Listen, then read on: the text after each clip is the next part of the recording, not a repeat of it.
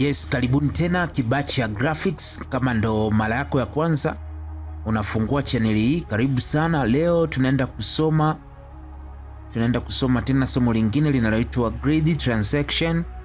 Tutaenda hatua kwa hatua namna gani tunaweza kuweza kufanya kitu kama hichi.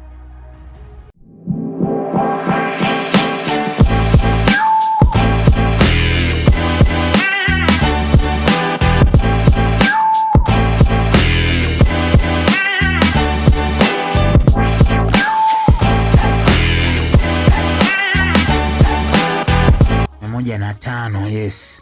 Kwa itakuwa inakuja hivi chap nakuja mpaka hapo. Unaona? Tap unapanda juu nakuja mpaka hapo. Ya tap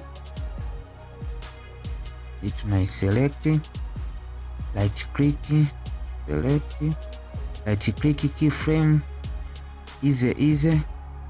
Unakuja kwenye graphics editor. Tuweke hivi wacha ya itakuwa hivi inakuja cha ya, unaona kama hivi inakuwa inakuja hivi tap ya.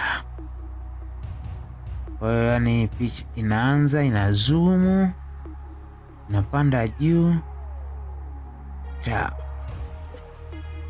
Hebu tuangalie vizuri inavyoenda. Sawa.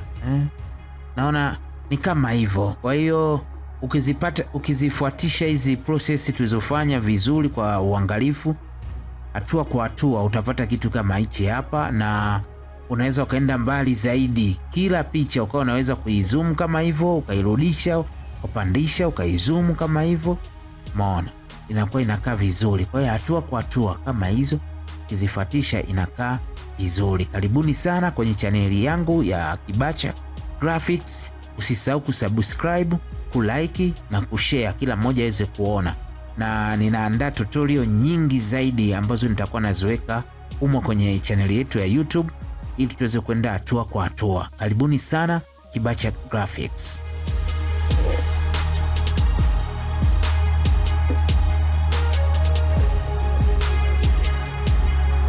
Kibacha Graphics, ubunifu wa kisasa kwa biashara ya kisasa. Wote mnakaribishwa.